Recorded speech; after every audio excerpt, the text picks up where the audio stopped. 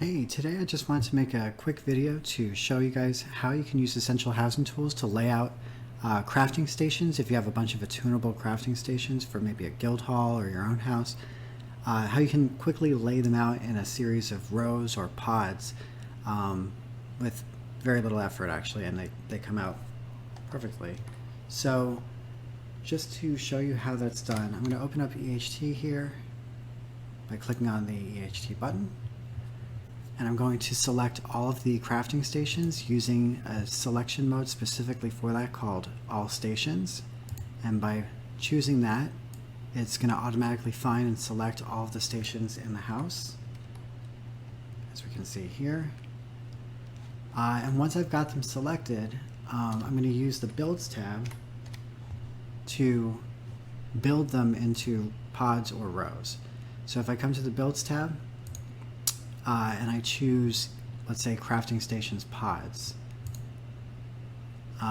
What that's going to do is lay out all the stations by set. So as you can see here, got Armor Master, Ashen Grip. So they'll come out by set and in alphabetical order by default. In basically a series of pods, and you can adjust some settings on these to change the overall look of them.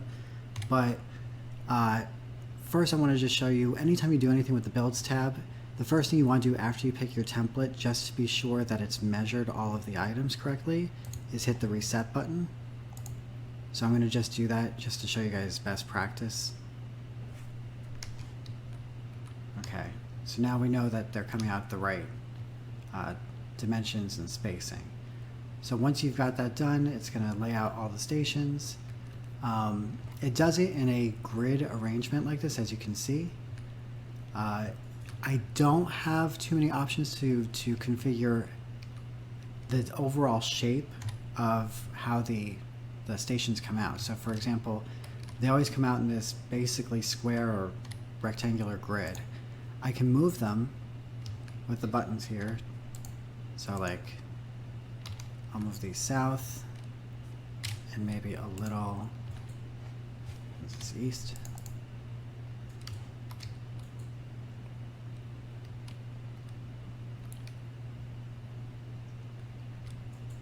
And you can see it's rearranging them pretty quickly.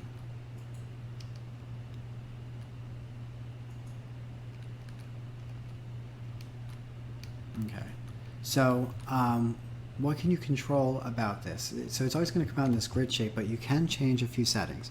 So if you look here, one thing you can do is, if you don't like the pods facing inwards like this, where you've got 2 and 2 facing each other, you can change the item yaw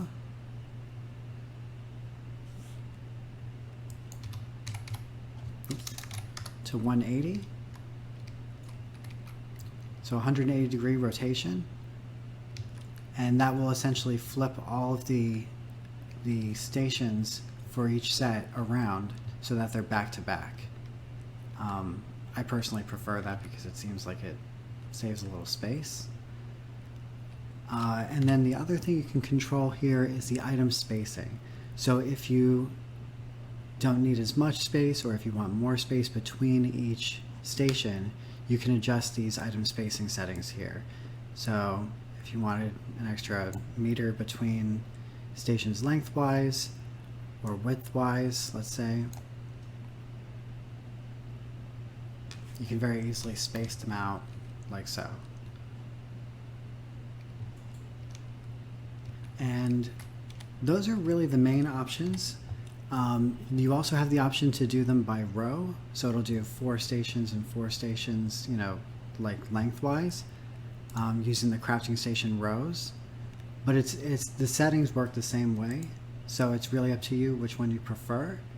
One thing I do want to show you that's additional, though, to help you customize the layout after you've gotten your general pods configured like this, is you can come back to the Select tab and use another selection mode called All Stations, Same Set as Target. So I'm going to pick that selection mode and start a new selection. I just want to show you, if I go into editor mode here and I use your keybind that you set up for EHT for selecting items, if I select any station for a set, so here Adept Rider, Alessia's Bulwark, and Armor Master. In this selection mode, all stations same set as target.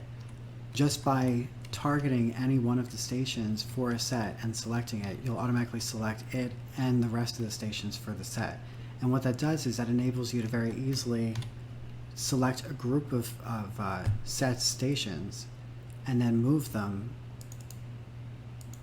with the arrow keys here, or if you want to move them as a group with this option here, move items as a group, and then that allows you to pick up an item and move it, and they'll all follow, whichever way you prefer. But ultimately, the important part is that lets you select the set stations as a unit and move them together. So if you have a specific setup in mind where you want, I don't know, A through F is going to go here, you know, if you want to split them up alphabetically, if you need to work around the geometry of the house itself, that enables you to very quickly select and deselect